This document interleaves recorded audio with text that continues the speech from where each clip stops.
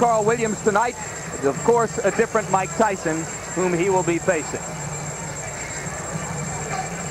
And there is Carl Williams' record, 22 wins. The losses to Mike Weaver and Larry Holmes, 17 knockouts, as there is some punching power behind the best of Carl Williams' weapon, that straight, stiff, quick left jab.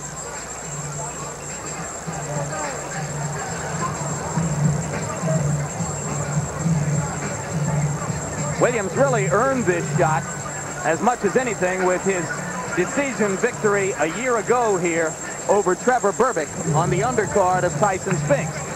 And that's one of the bouts that boxing critics used to downgrade his chances tonight. He did not look terrific against Berbick. I think we have to assume that he'll be the best he can be tonight if we can remember that he came up very big in his other big events. And maybe that means that he'll give us more of a fight than we expect. We just have to assume that. He is in excellent condition. And there comes the champion, entering the ring for his 37th professional fight. 9-0 so far in heavyweight championship fights. A victory tonight would tie him with Joe Frazier for 5th on the all-time list in that category.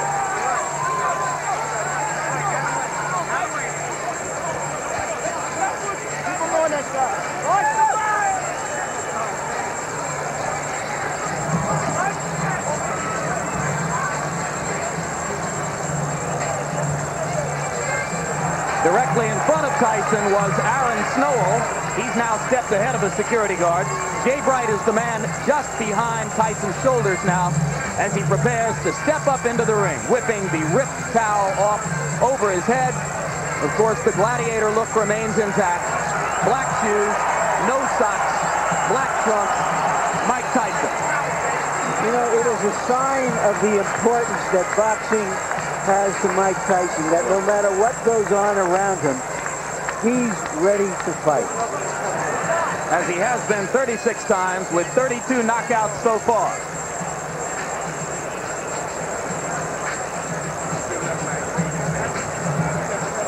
Quickly now, and focusing on the beginnings of Carl Williams' strategy, which has to be the left jab, Ray Leonard's tip of the night. Well, the left jab speaks for itself. That's the key punch for Carl Williams, to keep that left jab in Tyson's face, keep him off balance, but most importantly, snap it and not bring it down too fast, because what's going to happen, Tyson should counter that left jab. Now, once the fight becomes an inside fight, in fact, I believe that's going to be the case because Tyson's styles get inside, the right uppercut. That punch may accommodate Tyson's style, but in doing so, Williams better keep both hands up because Tyson throws an onslaught of punches each and every time, each and every opportunity.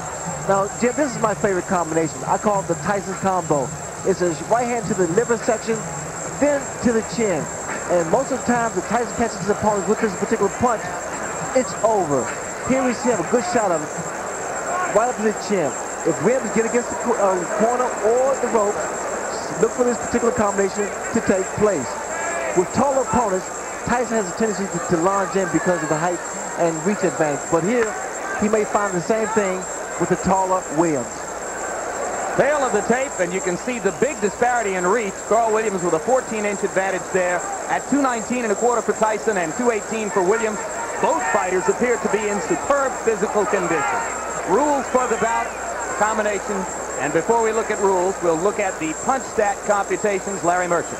And here is our statistical profile of the activity of the fighters, which show in the fights that we examined remarkable similarities in the number of punches thrown and landed per round by Tyson Williams.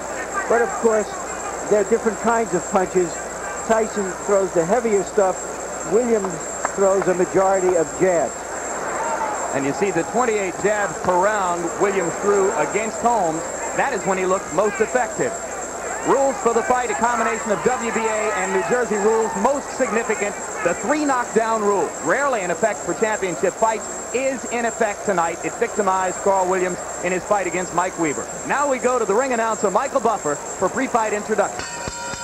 Ladies and gentlemen, good evening and welcome to Atlantic City's Convention Hall by way of Donald Trump's Trump Plaza Hotel and Casino on the boardwalk here in Atlantic City, New Jersey.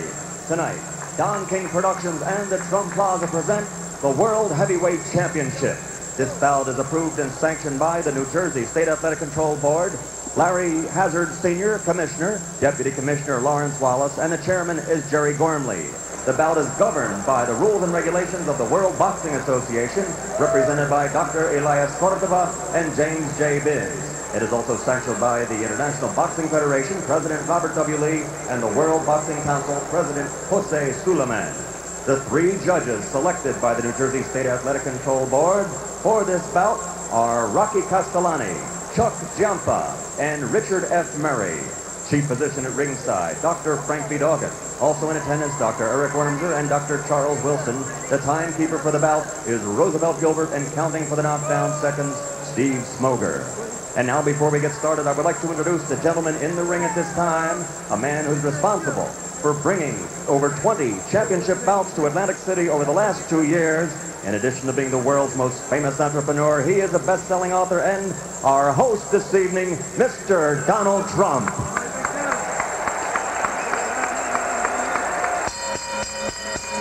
And now, ladies and gentlemen, from the Trump Plaza Hotel and Casino in Atlantic City, New Jersey, let's get ready to rumble! 12 rounds of boxing for the undisputed heavyweight championship of the world.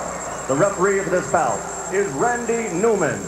Introducing first, fighting out of the blue corner, wearing the white trunks with red trim, he weighs an even 218 pounds from Absecon, New Jersey. His professional record, 22 victories against only 2 defeats, 17 knockouts to his credit, and 14 of those 17 KOs within 5 rounds or less. Ladies and gentlemen, the #1 heavyweight challenger in the world today, Carl the Truth Williams.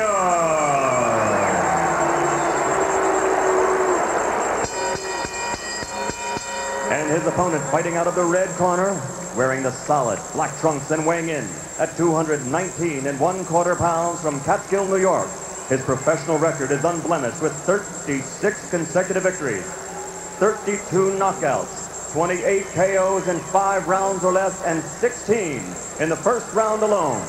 Ladies and gentlemen, presenting the undisputed, the undefeated heavyweight champion of the world, Iron Mike Tyson.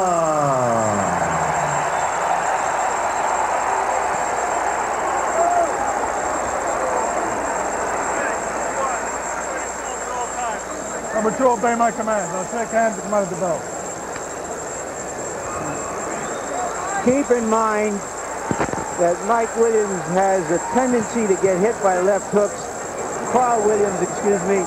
I can think of better tendencies that a fighter should have who's going out to face Mike Tyson. Indeed, Carl Williams has been floored 7 times in his career. Twice by James Quick Tillis, twice by Jesse Ferguson, 3 times by Mike Weaver, and in every instance, the decisive blow was a left hook. The people in Williams' corner are sincerely worried about what he does in the first 30 seconds against the Tyson onslaught. And it would appear that the strategy to begin with is to hold, and referee Randy Newman says, we're not going to start that way. This is somewhat of a reunion here because both men are just throwing punches. In fact, Williams here has selected to fight Tyson inside. He claimed the other day that if Tyson throws any unnecessary punches, illegal punches, he will accommodate him and throw the same punches back. Well, Frank Bruno felt the sting of Tyson's elbow several times, as other opponents have complained that they have felt it as well.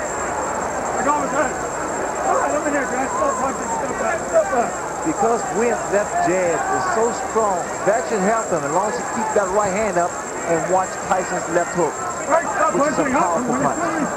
That's it. Let him go.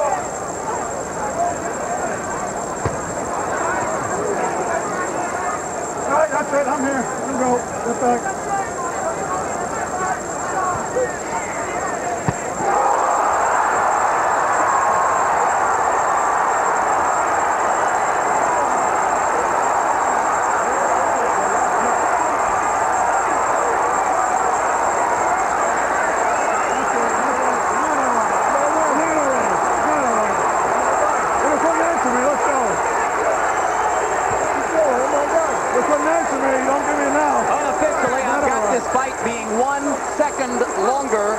than Tyson Spinks. A minute 32 instead of a minute 31. It was, as you started to point out, again, Larry, a left hook. Williams was very unhappy at the end of that. Randy Newman, the referee, asked him a question, obviously about how he felt or what his name was or where he was, and apparently he got the wrong answer because he stopped the fight immediately.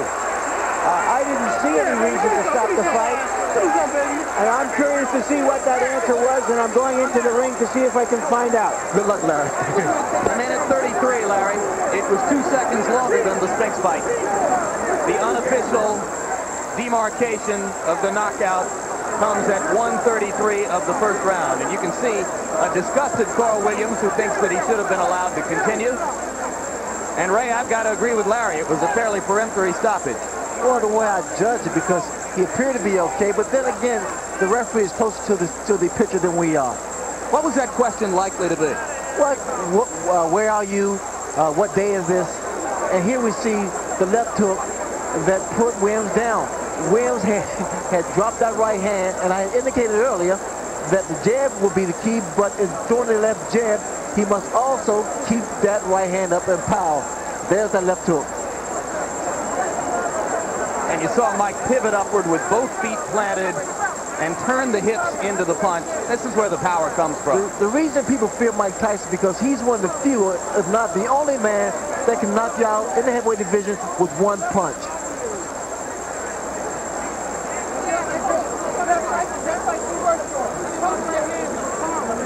Here's another look at the devastating left hook.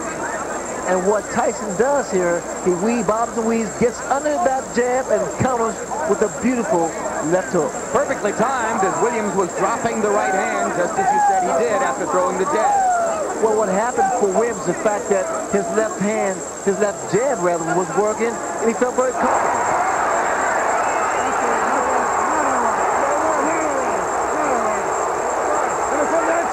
That was a look back at the conversation between Randy Newman and Carl Williams, which led to the stoppage.